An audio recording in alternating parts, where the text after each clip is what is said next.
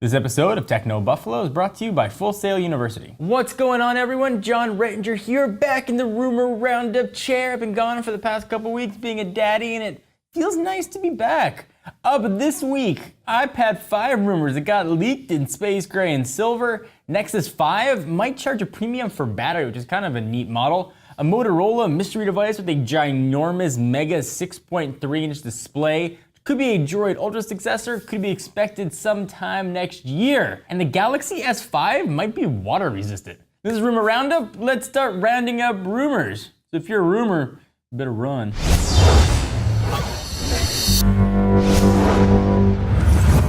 So this week, iPad rumors are running rampant, and more specifically the iPad 5 and what colors they might come in. It looks like they're going to be adopting the same color scheme as the iPhone 5S, which means say goodbye to the boring black and white and say hello to space gray and silver. Sonny Dixon leaked back plates, which look exactly like we expected, like a bigger iPad mini in new colors. And speaking of iPads, if you're wondering when you might be able to get your hands on one of these new bad boys, or at least get your first look at official ones, it looks like the 22nd is going to be the day. All Things D, which kind of makes me laugh every time I say it, broke the story, and The Loop's Jim Darnell said his famous yup when asked if he wanted to back it up. So mark it down in your calendars. The 22nd will be when we see a new iPad 5 and a new iPad mini, which I'm most excited about. Fingers crossed for Retina display. We've seen phone makers charge premiums for all kinds of new things, but we haven't seen phone makers charge a premium for his battery. And it looks like Google might be doing just that with their Nexus 5. Our friends over at Phonorita were citing the best kind of sources anonymous, claiming the device is going to come in two different models.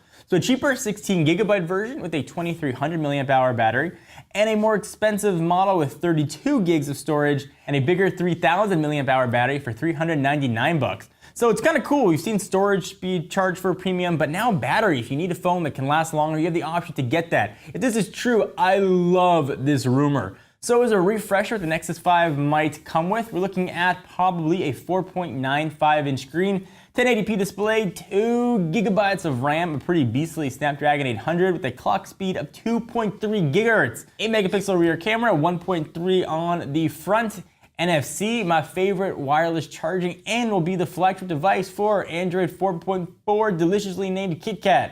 Oh, I did still kind of like the key lime pie moniker. Either way, though, we should see this device make its grand debut sometime this month. Let's talk about a gigantic 6.3-inch phone. We previously saw a behemoth of this size from Samsung in the form of the Mega, but it looks like Motorola wants in on that action. So supposedly this would be a Droid Ultra successor, which would be expected sometime next year. So they are saying it's got a 6.3-inch device in the works known internally as X-Play, which is kind of a cool name, as well as a device that'll succeed the company's Droid Ultra, known as the Quantum. We really don't know much about what this thing is going to be or what it might be, but another 6.3-inch phone from Motorola. If it's a bigger Moto X type phone, I'll be super duper excited. The next rumor, it looks like Samsung's getting all into the active and waterproof line of phones. If you love your Galaxy S4 Active and you're hoping that maybe the next version, the S5, might get the same sort of water resistant treatment, you might be in luck. If the rumors are to be believed, it looks like the S5 might only come in a water-resistant variety, but I wouldn't put much stock in that. I would put more stock, though, in the Galaxy S5 taking an aluminum build and perhaps a rugged version of that phone.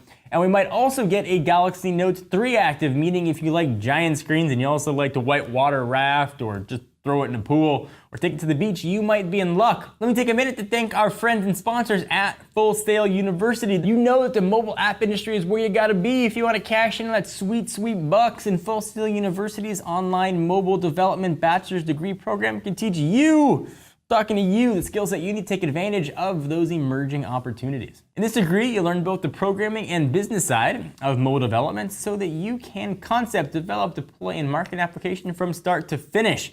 You'll be exploring advanced programming languages, visual frameworks, usability principles, and app development for both iOS and Android OSs. If you're ready to master the technology and software to compete in this rapidly growing industry, you, sir or madam, should visit fullsail.edu/technobuffalo to learn more about this online degree program. Again, it's fullsail.edu/technobuffalo. So thank you guys for watching another episode of Rumor Roundup. I hope you enjoyed it. It felt good to be back in the chair. Please give the video a thumbs up. We would definitely appreciate it. And check out technobuffalo.com for the latest and greatest tech news. Until then, I'm John Rettinger. I'll see you next video.